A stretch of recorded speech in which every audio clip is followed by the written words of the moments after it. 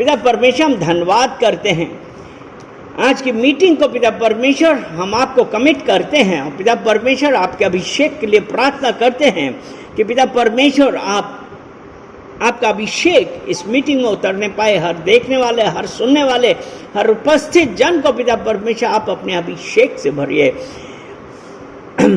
इन होठों को आशीषित करिए पिता परमेश्वर। The manifestation of your presence यहाँ पे दिखाई पड़े, प्रार्थना करते हैं यीशु मसीह के नाम से, आमेन आमेन आमेन, हालेलुया।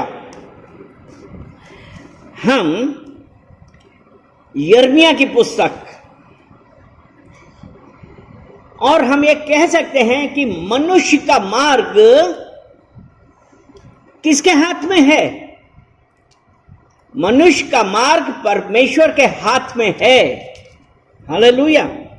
हम वचन खोलेंगे यिर्मयाह उसका 10 अध्याय और उसका 23 वचन। हे यहोवा, मैं जान गया हूं कि मनुष्य का मार्ग उसके वश में नहीं है। मनुष्य चलता तो है परंतु उसके डग उसके अधीन नहीं है, हालेलुया। यस पिता परमेश्वर हम धन्यवाद करते हैं आपके वचन के लिए। पिता परमेश्वर कि आप अपने वचनों के द्वारा हम लोगों से बात करिए, जहां पे ये है कि मनुष्य का मार्ग उसके वश में नहीं है। और यहां पे यिर्मयाह क्या बतला रहा है? यिर्मयाह ने क्या कहा कि इंसान, एक मनुष्य अपने जीवन का मालिक नहीं है, ना? मनुष्य अपने जीवन का मालिक नहीं है, क्योंकि आज भी अगर हम देखते हैं,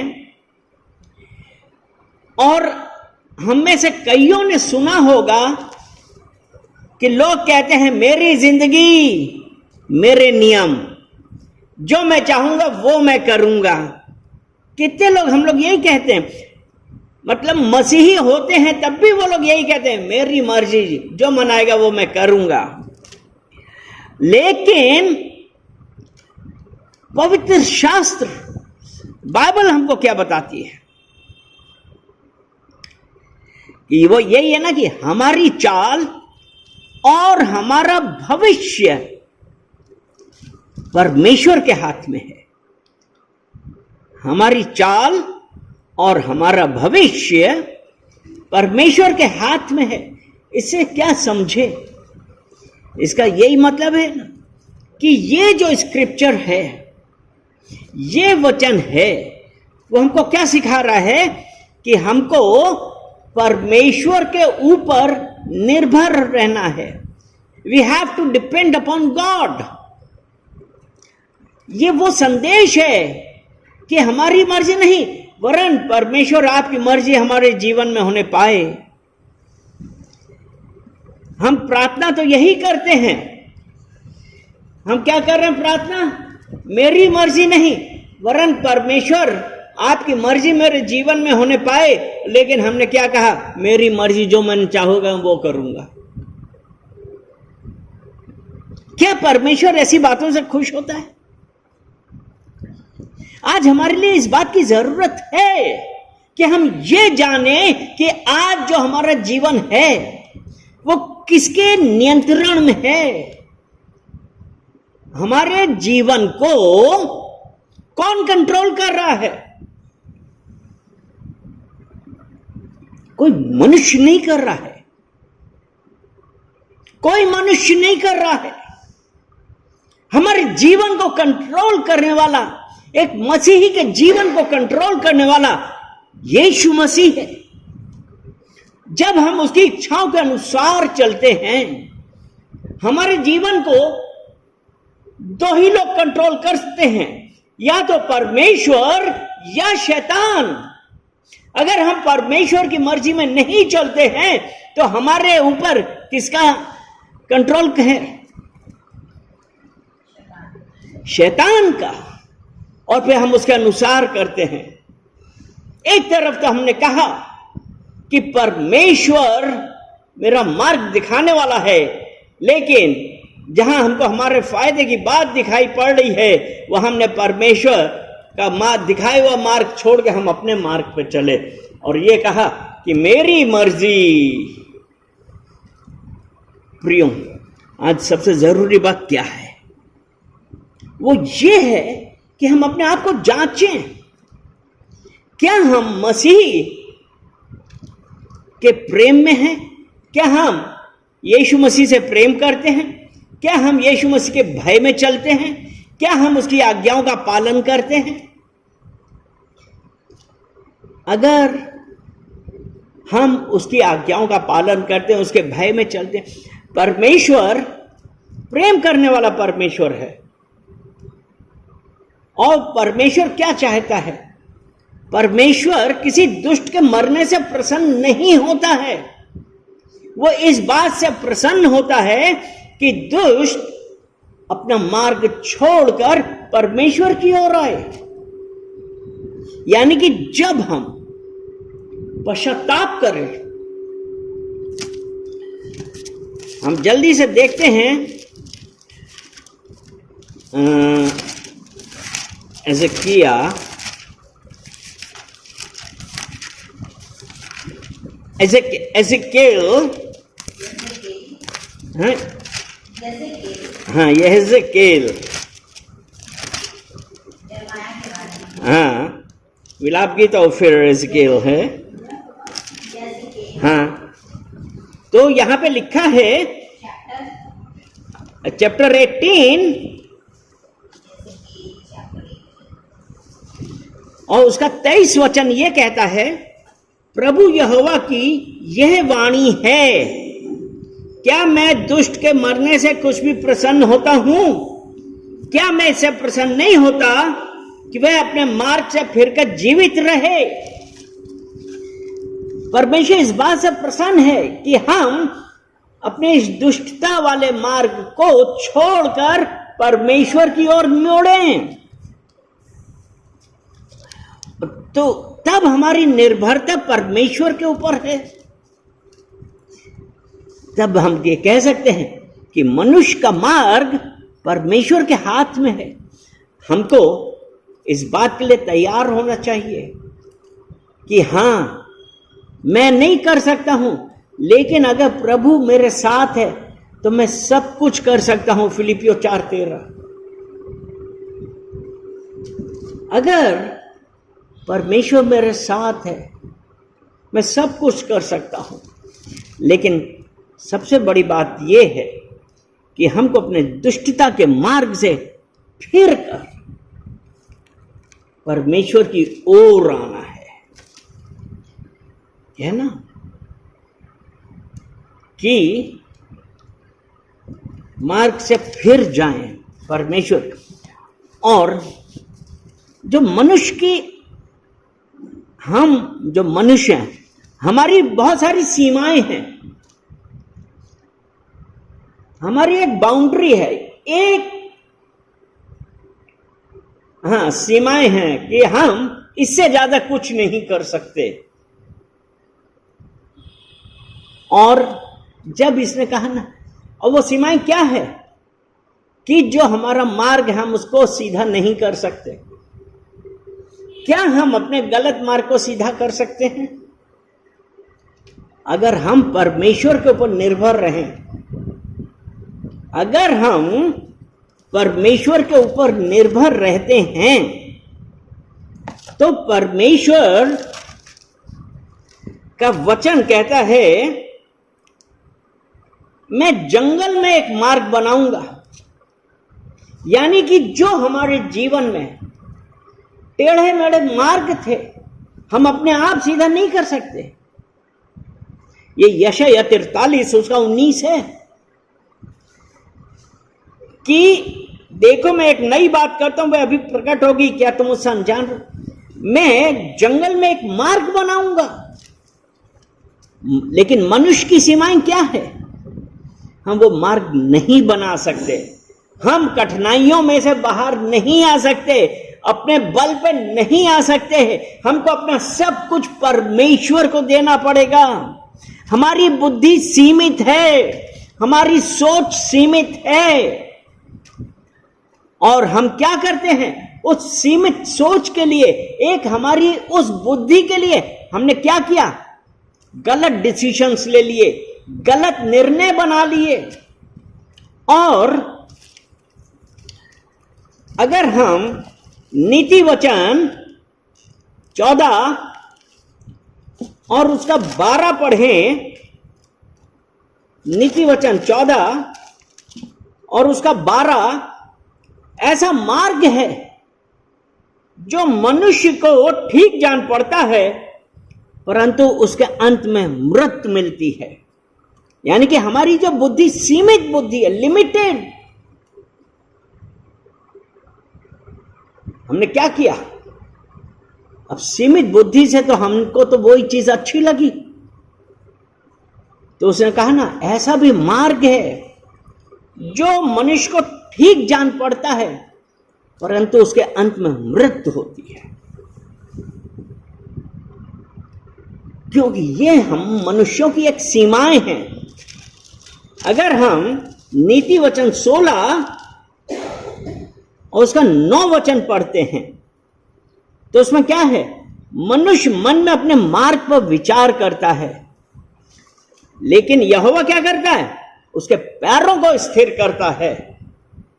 हमारी सीमाएं हैं, हमने अपने मार्ग में विचार किया लेकिन जब हमने यहोवा के ऊपर भरोसा किया तो उसने हमारे मार्ग बनाया, स्थिर किया। उसके बाद हमें अपनी निर्बलताओं को, अपनी कमियों को स्वीकार करना चाहिए। लेकिन हम तो क्या करते हैं, अगर हम आज की दुनिया के हिसाब से हैं तो हम क्या कहेंगे, परमेश्वर के सुनने के बजाय हम कहते हैं अपने दिल की सुनो। नहीं, मुझे ऐसा लग रहा मैं ऐसा ही करूंगा। तो इसीलिए है ना कि ऐसा है, ऐसा भी मार्ग है जो मनुष्य को सीधा जान पड़ता है। लेकिन बाइबल हमको,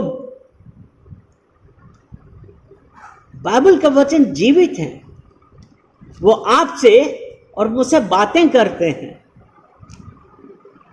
बस यही है कि आज जब हम परमेश्वर की संगति में हैं तब परमेश्वर के वचन हमसे बातें करेंगे।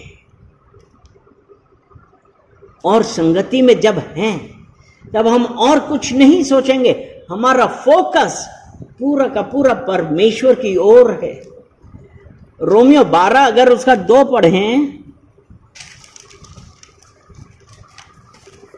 रोमियो 12 उसका 2, इस संसार के सदृश ना बनो, यानी कि अपने दिल की ना सुनो।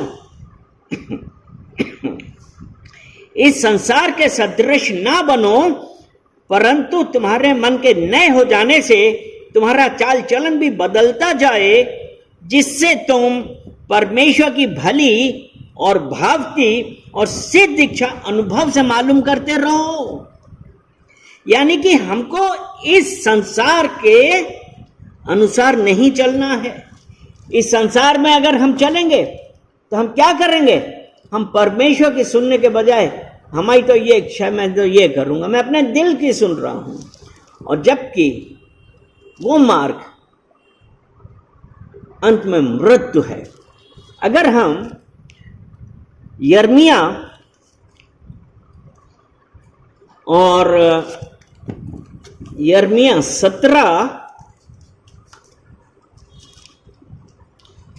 और उसका 9 देखते हैं तो उसमें है, मन तो सब वस्तुओं से अधिक धोखा देने वाला है, देने वाला होता है, उसमें असाध्य रोग लगा है, उसका भेद कौन समझ सकता है।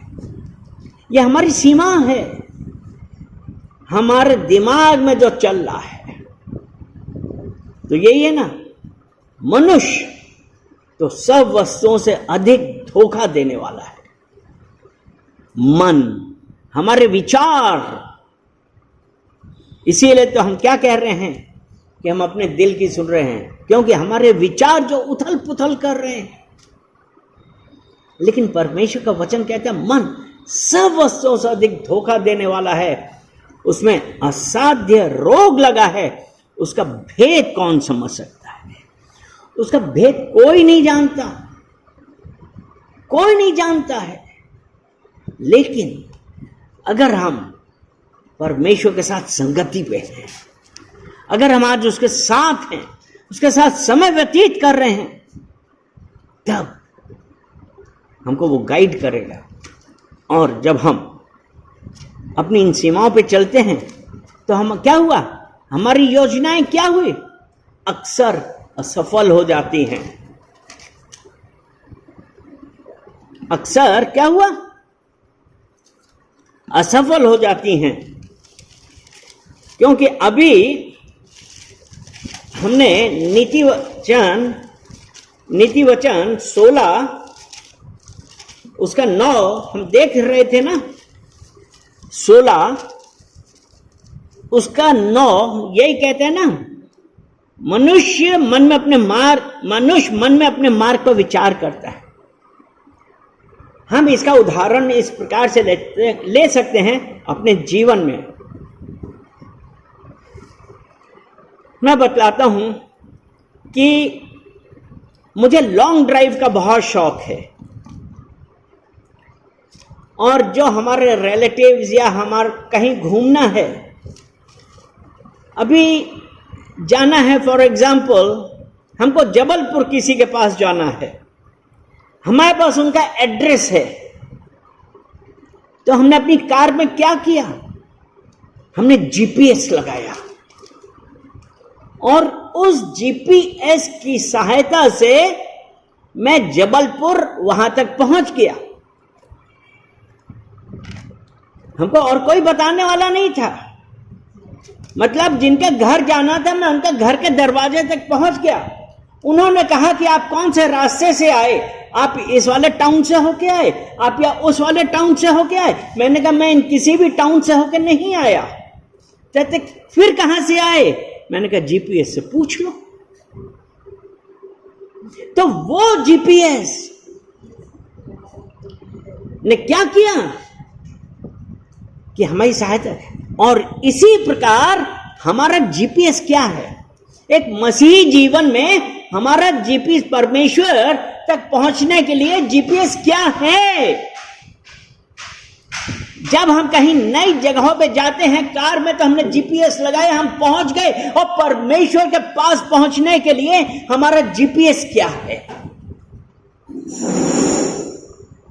हमारा जीपीएस प्रार्थना, बाइबल पढ़ना, संगति करना, चर्च जाना, वो हमारा जीपीएस है जो हमको परमेश्वर तक ले जाता है। तो आज जरूरत इस बात की है कि वो जीपीएस आप अपने जीवन में प्रयोग करें परमेश्वर के पास जाने के लिए। क्योंकि और जब हम बिना परमेश्वर के बिना हम जीवित जीते हैं, बिना, यानी कि अगर जो अभी मैं बतला रहा था जबलपुर वाली बात, अगर मैं बिना जीपीएस के जाता तो मैं कितनी जगह रास्ता भटक जाता। तो हमारे साथ यही है कि जब हम परमेश्वर के बिना जीवन जीते हैं तो हम भटक जाते हैं। हालेलुया। तो हमारा जीपीएस हमेशा याद रखना चाहिए। प्रार्थना करो निरंतर, प्रार्थना करो विश्वास से। धर्मी जन की प्रार्थना, विश्वास की प्रार्थना तोड़ती है सारे बंधन। संगति करिए, कलीसिया जाइए, परमेश्वर की जय जयकार करिए। वो हमारा जीपीएस है जो एक मसीही जीवन के लिए एक आवश्यकता है। और परमेश्वर हमारा सॉवरेनिटी ऑफ गॉड, यानी कि परमेश्वर की संप्रभुता। परमेश्वर सब जगह है, सॉवरेन गॉड है, यानी कि परमेश्वर हमारा जीपीएस परमेश्वर के पास। तो परमेश्वर ने क्या किया? हमारा मार्गदर्शन किया। हमारा नियंत्रण किया, वो हमारा मार्गदर्शक है, वो हमारा नियंत्रक है, रास्ता दिखाने वाला है, लेकिन हमको परमेश्वर के साथ संगति करनी है। भजन संहिता ज़बूर 37 और उसका हम देखेंगे, भजन संहिता 37 वर्ष 23। मनुष्य की गति यहोवा की ओर से दृढ़ होती है और उसके चलन से वह प्रसन्न रहता है।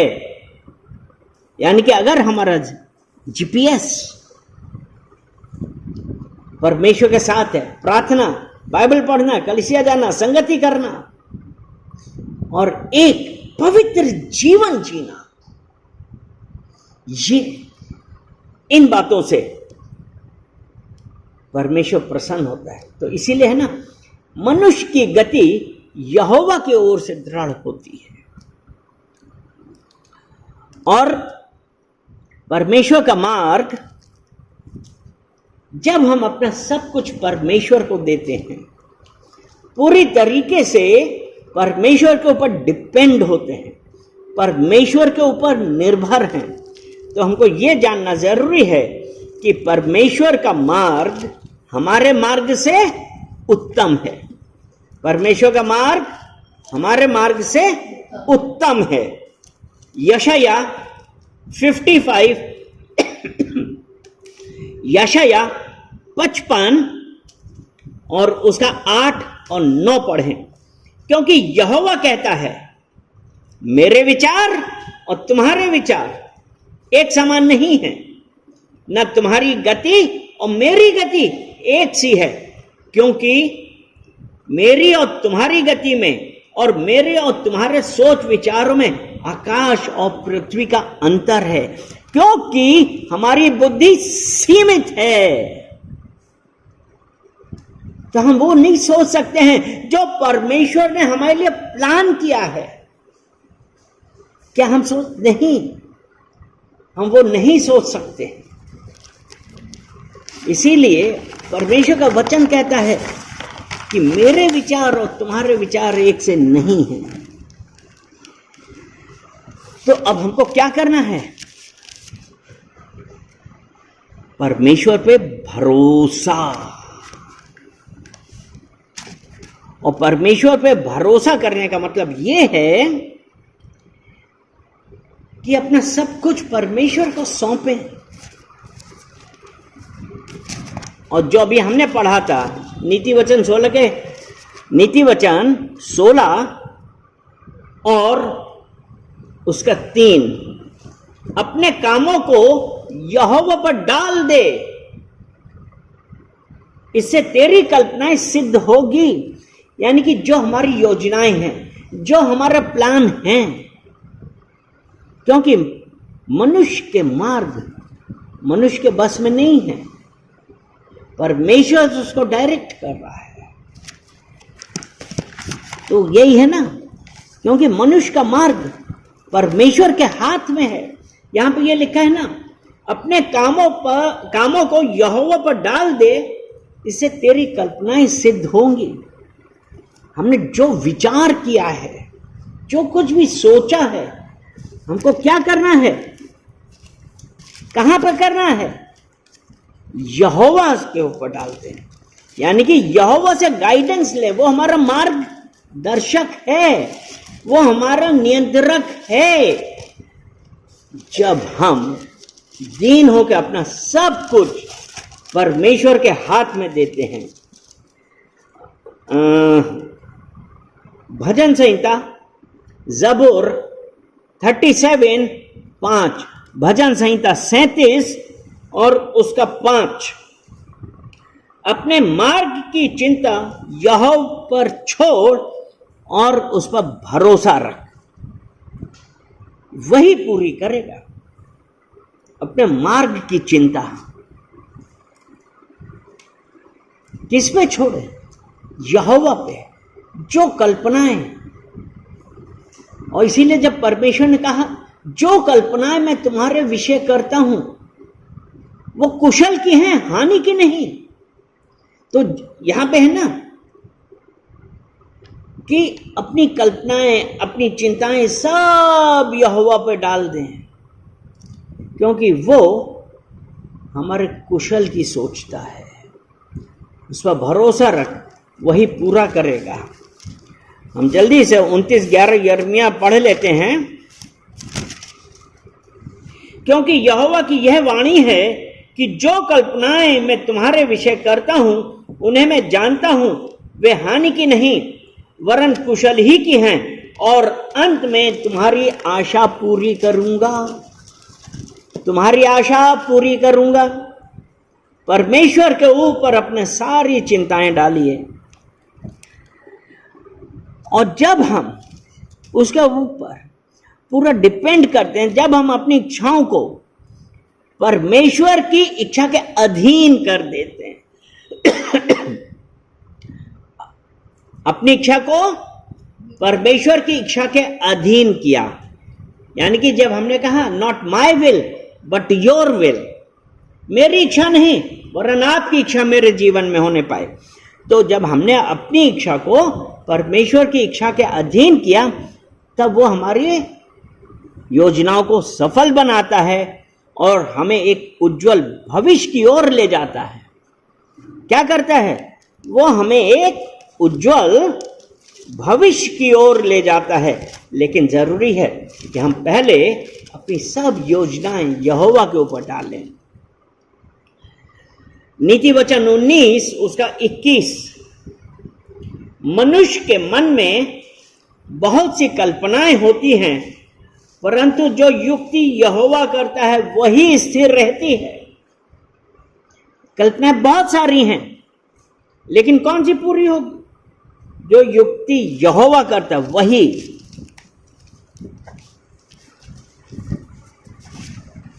आज इस बात की है, मतलब परमेश्वर के ऊपर भरोसा करने का है।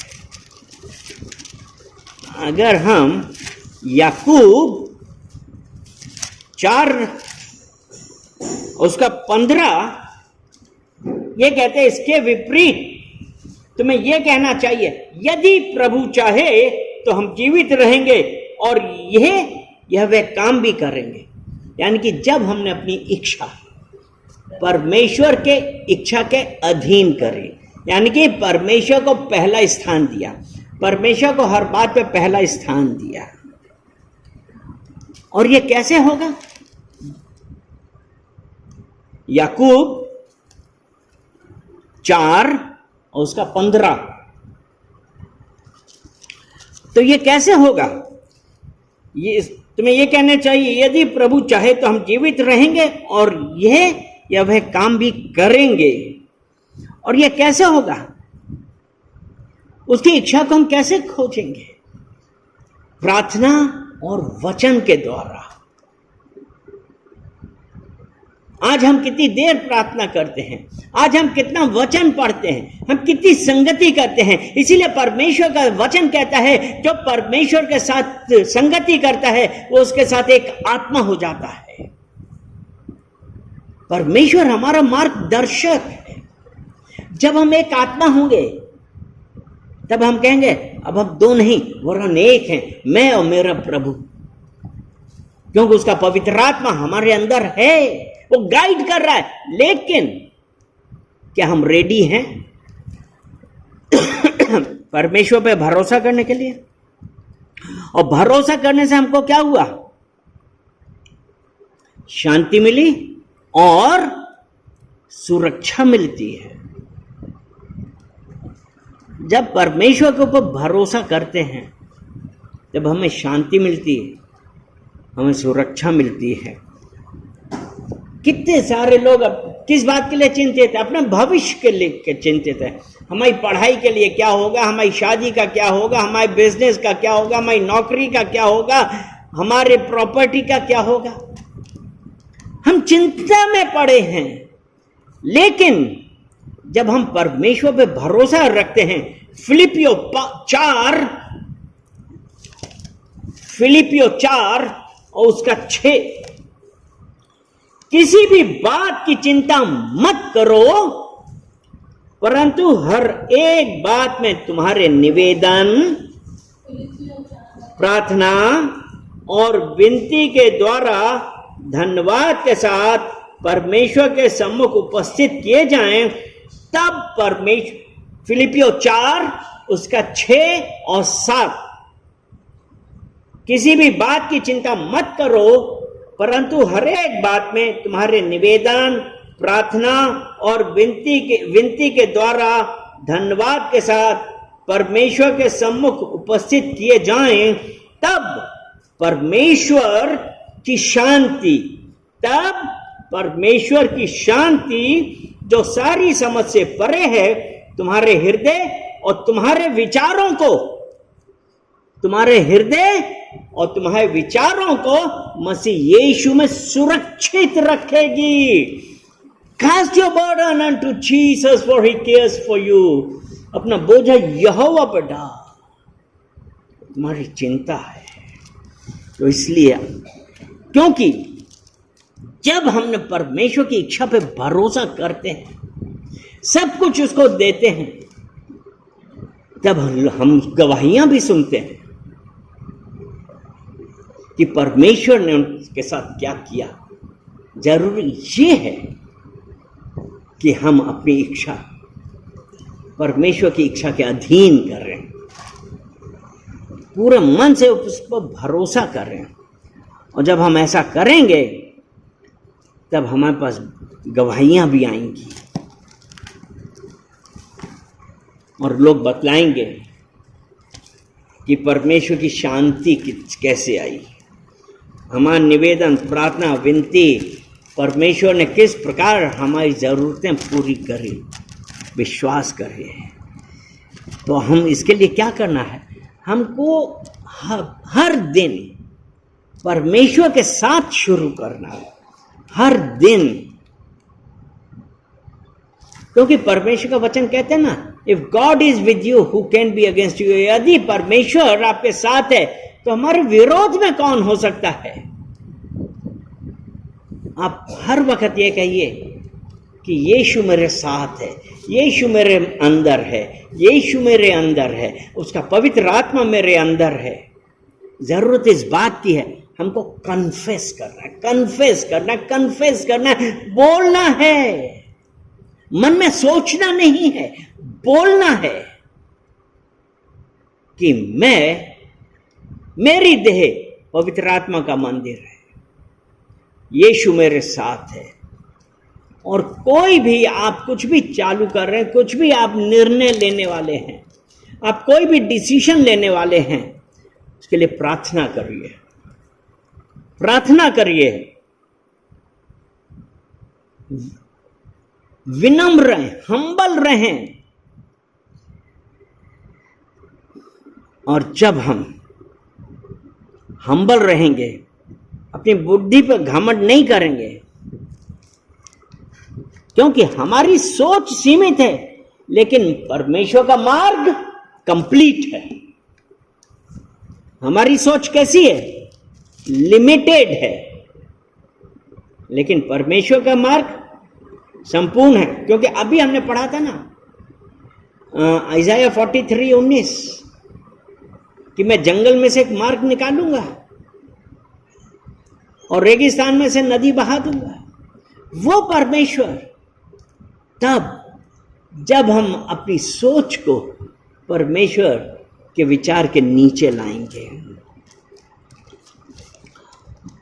चर्च का, कलीसिया का, अपने पास्टर का, अपने पासवान का, बाइबल और पवित्र आत्मा से मार्गदर्शन मांगे, मार्गदर्शन मांगे, मार्गदर्शन मांगे। और हम ये मैसेज समाप्त करने से पहले मैं आप सबसे